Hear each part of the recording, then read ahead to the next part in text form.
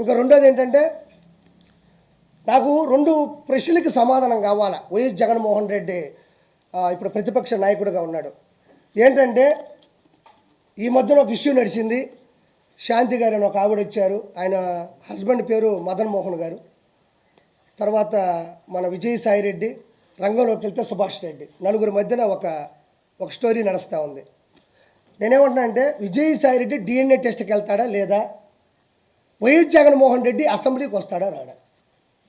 నాకు 2 క్వశ్చన్లు జగన్మోహన్ రెడ్డి ప్రభుత్వాన్ని నేను హెచ్చరిస్తున్నా. DNA టెస్ట్కి విజయసాయి రెడ్డి వెళ్తాడా లేదా, జగన్మోహన్ రెడ్డి అసెంబ్లీకి వస్తాడా రాడా? ఇప్పుడు ఒక నిమిషం అండి, మా ఇంట్లోనో లేదా పక్కింట్లోనో ఇంకో పక్కింట్లోనో లేదా ఇంకొక చోట ఏదో ఆడవాళ్ళతో ఒక సమస్య జరిగింది, ఒక వ్యక్తి వచ్చాడు, ఇలా జరిగింది, విజయసాయి రెడ్డి అనే వ్యక్తి నా భార్య నాతో అనిందండి శాంతి గారు, ఏమనిందంటే ఆయనకి పిల్లలు లేరు కావాలి, ఏదో ఒక ఇష్యూ నడిచింది. నేను మళ్ళీ ప్రత్యేకించి చెప్పి ఆడవాళ్ళ విలువను కానీ ఆడవాళ్ళ గురించి తప్పుగా మాట్లాడడం, చిత్రీకరించడం నాకు నచ్చట్లే. అది జనాలకు తెలుసు కాబట్టి నేను ఒక చిన్న ఇంప్లిమెంట్ చేసి చెప్పేశాను అంతే.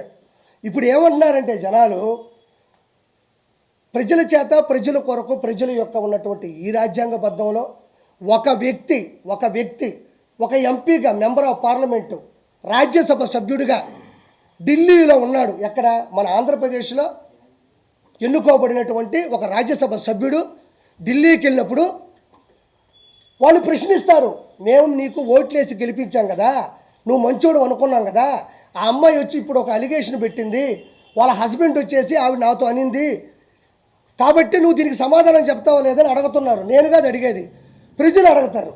ఆంధ్రప్రదేశ్లో 175 నియోజకవర్గాలు ఉన్నాయి, 25 ఎంపీలు ఉన్నాయి, మీకు తెలియదేం కాదు. వాళ్ళందరూ కూడా ప్రజలు ఈరోజు నిలదీస్తున్నారు, నిందిస్తున్నారు. ఏమని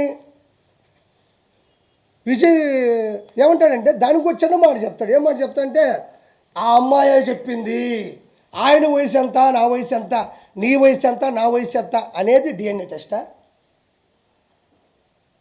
నేను ఎప్పుడు తప్పే చేయను, నా పేరు విజయసాయి రెడ్డి అని గట్టిగా అరిస్తే విజయసాయి అది DNA టెస్ట్ అవుతుందా? వెంకటేశ్వర సన్నిధిలో వచ్చిన ప్రమాణం చేస్తా అంటాడు, ఇది DNA టెస్ట్ అవుతుందా?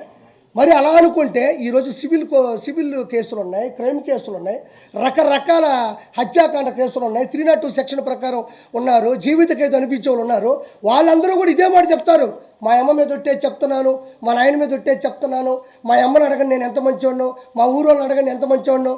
ఈ మాటలు అనేటివి ప్రజా పరిపాలనలో సరిపోతాయా? ఈ మాటలు గట్టిగా అరిచినంత మాత్రానో నేను ఎలాంటి వాడినో మీకు తెలియదు అనే మాటలు తాత్కాలికం, ఏదో సరదాగా విని ఊగుట్టు వదిలేసేటి తప్ప వీటికంటూ కొన్ని టెస్టులు ఉంటాయి. DNA టెస్ట్ ఉంటుంది. ఆ DNA టెస్ట్లో ఒక ఎంట్రీకి ఇచ్చేస్తే ఒక 10-15 నిమిషాలు ఒక రోజు చూసి ఆ జీన్స్ కరెక్ట్గా ఉందా లేదా ఏంది అనేది ఒకటి చెప్పేస్తారు. ఇవన్నీ ఎందుకు? తప్పే ఉంది. ఒక ప్రభుత్వం ముందుకెళ్ళేటప్పుడు 4 అలిగేషన్స్ వస్తాయి, నలుగురు మన మీద అరుస్తూ ఉంటారు. ప్రజాస్వామ్యంలో ప్రజల చేత ఎన్నుకోబడ్డ వాళ్ళం కాబట్టి, మనం ఢిల్లీ వరకు వెళ్ళినటువంటి రాజ్యసభ సభ్యుడు కాబట్టి, ప్రజలకి నమ్మించాల్సిన అవసరం మనకు ఉంది కాబట్టి, నోరు మూసుకొని మనం ఏం చేయాలంటే DNA టెస్ట్కి అధికారికంగా ఏదో ప్రైవేటు బద్దీకరణ అవసరం లేదు, కోర్టు ద్వారానో లేకపోతే ఒక గవర్నమెంట్ అధికారంగా ఇచ్చే DNA టెస్ట్గా ప్రజల సమక్షంలో లోపలికి వస్తావు వాళ్ళు చెప్తారు. అన్నీ మీకు తెలియదా? ఈరోజు అసెంబ్లీలోకి వెళ్తే గెలిచిన ప్రతి శాసనసభ్యుడు ప్రమాణ స్వీకారం చేస్తాడు, ఇది చట్టబద్ధం.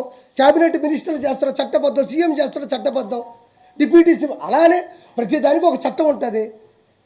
కాబట్టి ఇవన్నీ వేస్ట్ మాటలు. అతను ఒకటే అంటున్నాడు, ఏమంటున్నాడంటే, సార్ నాకు డైవర్స్ ఇవ్వలేదు, నాకు ఇచ్చిన డైవర్స్ కరెక్ట్ కాదు, నాకు డైవర్స్ ఇవ్వలేదు, నాకు డైవర్స్ ఇచ్చేసని చెప్పి పేపర్లో నకిలీ చూపిస్తుంది. 2021-22లో పుట్టినరోజు జరిగినప్పుడు కూడా కేకు మీద మా ఇద్దరు పేర్లు రాసున్నారు. అంటే నేను విడిపోయినప్పుడు, నేను బయటకు వచ్చేసినప్పుడు నా మీద ప్రేమ ఎక్కడి నుంచి వస్తుంది అని మాస్కులు వేసుకోకుండా కేక్ కట్ చేసేటప్పుడు కూడా ఒక వీడియో వచ్చింది. అంటే ఇవన్నీ కూడా ఎవరికైనా అర్థమైపోతుంది ఇది కరెక్ట్ అని. ఎందుకంటే ఒక భర్త వచ్చేసి 2 ఆడపిల్లకాయలను పెట్టుకొని భార్యని నిలదీసి బయట పెడితే పరువు పోదా? ఇప్పుడు 2 పిల్లకాయలు ఆడపిల్లలే కదా వయసుకు వస్తున్నారు. కాబట్టి ఖచ్చితంగా విజయసాయి రెడ్డి అనే వ్యక్తి 100% ఆల్రెడీ నిందితుడు. ఆల్రెడీ కొత్తగా నిందించాల్సిన అవసరం లేదు. ఆల్రెడీ విజయసాయి రెడ్డి అనే వ్యక్తి A2గా ఉన్నాడు, అక్యూజ్డ్ 2. ఒక ఎవరే పర్లేదు వాడి పెట్టి మళ్ళీ దాన్ని ఎత్తుక్కోలేదు, ఇప్పుడు వచ్చిందే లేదని ప్రింట్. ఓకే డన్, సరదాగా ఇప్పుడు నేను ఒకటి అంటున్నా, ఆల్రెడీ A2 ఇతను ఆల్రెడీ పోయి చెప్పకూడదు తిన్నాడు, సెంట్రల్ జైల్లో చెప్పకూడదు తినేసి వచ్చినాడు. అలాంటి వ్యక్తి ఇది చేసుంటాడని ఎవరైనా నమ్ముతారు. కాబట్టి డిఎన్ఏ టెస్ట్కి ఖచ్చితంగా అటెండ్ అవ్వాలి. డిఎన్ఏ టెస్ట్కి విజయసాయి రెడ్డి గారు ఇప్పుడు కూడా పెట్టాడు ఒకటి, నాకు ఏ మహిళతోనూ అక్రమ సంబంధాలు లేవు ఇప్పుడు పెట్టాడు. ఒకసారి చూసుకోండి, ఇందాక ట్వీట్ చేసినట్టున్నాడు మన ప్రభు, చూసుకోండి. తనకు ఏ పరాయి మహిళతోనూ అక్రమ సంబంధాలు లేవని విజయసాయి రెడ్డి తెలిపారు. వెంకటేశ్వర సన్నిధిలో వెంకటేశ్వర నాశనం చేసిందే వీళ్ళు, వెంకటేశ్వర కొండని నాశనం చేసిందే ఈ వైఎస్ఆర్సీపీ ప్రభుత్వం. మళ్ళీ వెంకటేశ్వర సన్నిధికి వెళ్తాడంట. వెంకటేశ్వరని భయపెట్టిందే వీళ్ళు, వెంకటేశ్వర కొండని కూల్చిందే వీళ్ళు మళ్ళీ వెంకటేశ్వర సన్నిధికి వెళ్తారంట. ఎందుకంటే ఎగిస్తంతే 11 వచ్చినాయి, ఈసారి కానీ పోయినాడంటే మళ్ళీ ఎగిస్తంతాడు. తర్వాత వచ్చి అమ్మాయి నాకు కూతురుతో సమానం అన్నాడు. ఇవన్నీ వేస్ట్ మాటలు. నేను కూడా చెప్తా, మాటలు చెప్తే అవో పనులు కావాలా. ఎవరో ఒక ఇంట్లో జరుగుంటే వాళ్ళు పడతారు, కోర్టుకు వెళ్తారు, ప్రపంచం తెలిసేది కాదు. ఈయన రాజ్యాంగబద్ధంగా ఇప్పుడు చేయాలా. ఇంకోటి, విజయసాయి రెడ్డి ఇంత పెద్ద పొరపాటు చేసి ఇంత పెద్ద అలిగేషన్ జరుగుతుంటే, వైఎస్ఆర్సీపీకి ఇంత పెద్ద డ్యామేజ్ జరుగుతుంటే జగన్మోహన్ రెడ్డి ఆడున్నాడు. జగన్మోహన్ రెడ్డి దీని గురించి ఎందుకు మాట్లాడడం లేదు? ప్రెస్ గురించి అంత రేపో గీయని మాట్లాడుతూ ఉంటే, ఏమండి అది పెద్ద తప్పు అండి, మీరు తప్పు చేశారు, ప్రెస్ వాళ్ళకి క్షమాపణ చెప్పాలని కూడా ఏ మాట అతను అనలేదు. అంటే ఆ ఉన్మాది ఇంకా మారలేదు. ఇంకోటి కూడా నేను చాలా గట్టిగా చెప్తున్నా, విజయసాయి రెడ్డి ఖచ్చితంగా ప్రెస్కి కంపల్సరీ క్షమాపణ చెప్పి తీరాల. దీని మీద ప్రెస్ వాళ్ళు కానీ మీ యూనిటీ కూడా చాలా గట్టిగా ఉంటుంది. పిఆర్ వాళ్ళ సమక్షంలో కానీ మీరు చేసే పద్ధతి కానీ మీరు నిలదీస్తారు. అదే మీకే సమస్య వచ్చినప్పుడు మీరు చెబుతూ కొట్టినంత సమాధానం ఇవ్వకపోతే ఇది ప్రతి ఒక్కరికి ప్రెస్ అనేది చులకనయ్యే అవకాశం 100% ఉంది.